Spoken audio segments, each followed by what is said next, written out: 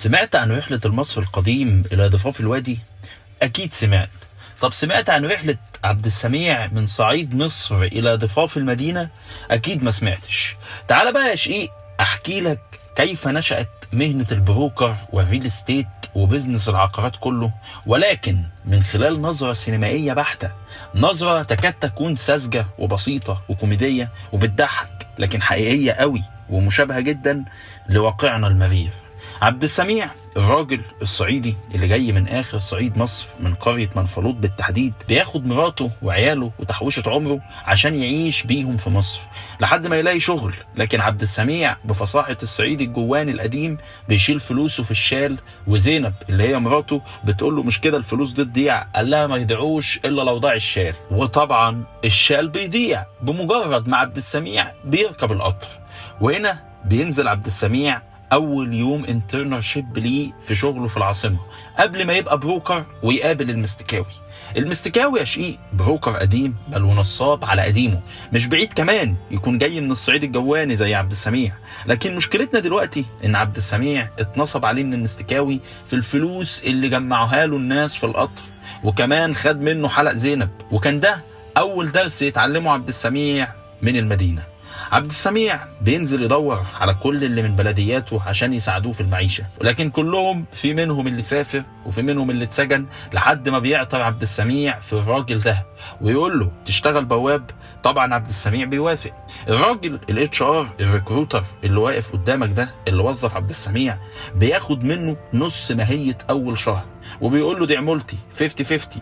وده كان تاني درس بل اهم نظرية عبد السميع اكتسبها من اول يوم ليه انترنشيب في المدينة، انه اي حاجة بعد كده هيجيبها هياخد عليها 50-50 وتبقى اسمها عمولتي. على الجانب الاخر بقى عندنا واحد تاني كان قادم من الارياف برضه بس قبل عبد السميع بزمن، وهو الاستاذ فرحات المنوفي.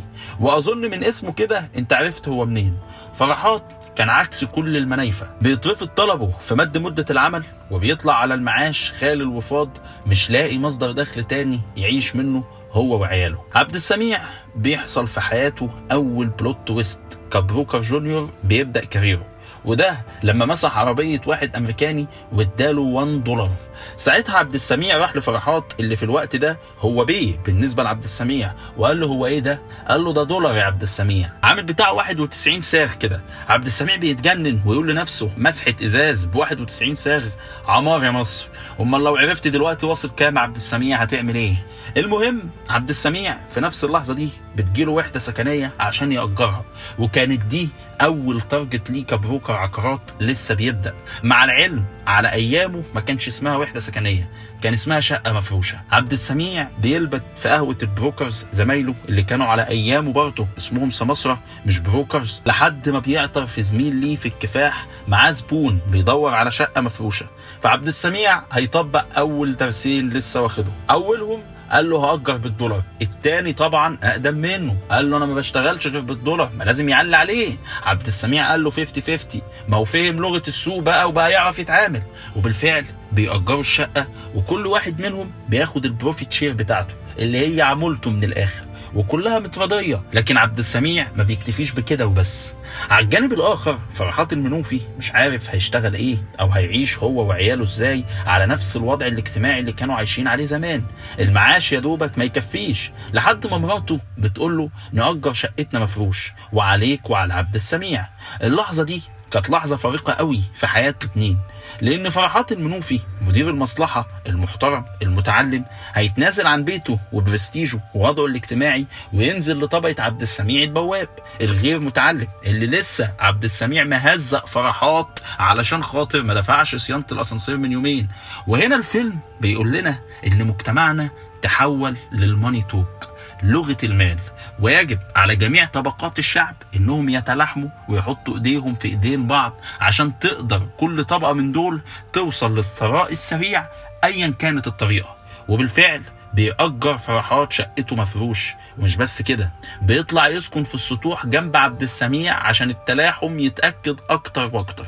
عبد السميع نظرية 50-50 كسبته كتير وعلمته ازاي يكون محافظ على الشقق المفروشه اللي في المنطقه كلها، وما ينفعش يأجرها باقل من قيمتها حفاظا منه على سمعته. وعشان كده بيعمل عبد السميع رابطه هو وكل البوابين صحابه، وبيخلوا عبد السميع زعيم الرابطه ويبقى زعيم رابطه البوابين. وانت طبعا عارف مادام في بوابين ورابطه يبقى مع كل اجتماع لازم يهزروا مع بعض هزار بوابين. زي ما انت شايف كده عبد السميع بيتوسع ويشغل فرحات معاه في المزادات والعقارات، ويبقوا بيعملوا تمثيليات عشان ياخدوا الوحدات السكنيه برخص التراب وهم يبيعوها او يأجروها بطريقتهم. فرحات ما كانش سعيد، لكنه بيكسب فلوس ما كانش بيكسب ربعها ايام الوظيفه. وعبد السميع مكسبه بيزيد اكتر واكتر لدرجه انه بيقرر يبني برج ويبيعه كله من قبل ما يبنيه حتى، ويتحول عبد السميع من بروكر صغير لريل استيت كبير معاه 3/4 مليون، والبواب بقى بيه. رحله الصعود السريعه اللي انت شفتها دي يا شقيق لعبد السميع هتنتهي برضه بسرعه، لان عبد السميع اتبع موضه ال50-50 والعمولات والسمسره والشقق المفروشه. حتى لما فكر انه يبني برج قرر يبنيه ويبيعه من قبل ما يتبني اصلا، لدرجه ان المهندس اللي بيشرف على بنى العماره بيقول له انت كده بتمضي على خريطه البنى وهي مقلوبه. بيرد عليه عبد السميع بكل عنجهيه ويقول له انا عاوز امضتي تبقى على الهوا. وطبعا يا شقيق الناس كانت بتشتري زي ما انت دلوقتي برضه بتشتري من شركات الريل استيت اللي ملهاش عدد، وزيهم زي عبد السميع بيبيعوا لك الهوا ويقولوا لك وحدتك هتستلمها كمان 10 سنين ويمكن 20 ويمكن ما تستلمش حاجه خالص. الفرق بس بينهم وبين عبد السميع المسميات والاتيتيود. فرحات وعبد السميع ما كانش فيه فرق ما بينهم، ده جاي من منفلوط وده جاي من المنوفيه، ده موظف كبير ومحترم وعايش بشرف، لكن بيروقراطيه القطاع العام وصدمه المعاش فرمت له المستوى المعيشي اللي اتعود عليه هو وعياله طول عمرهم. فما ينفعش تلومه لما يلجأ لسكه عبد السميع. وحتى عبد السميع نفسه من اول ما رجليه حطت في مصر وهو بيتنصب عليه من المستكاوي ويضحك عليه من اللي رايح واللي جاي، لحد ما بتجيله الفرصه اللي بتحوله من الراجل الغلبان اللي عايش على قده للمعلم عبد السميع اللي متجوز 2، زينب وإلهام.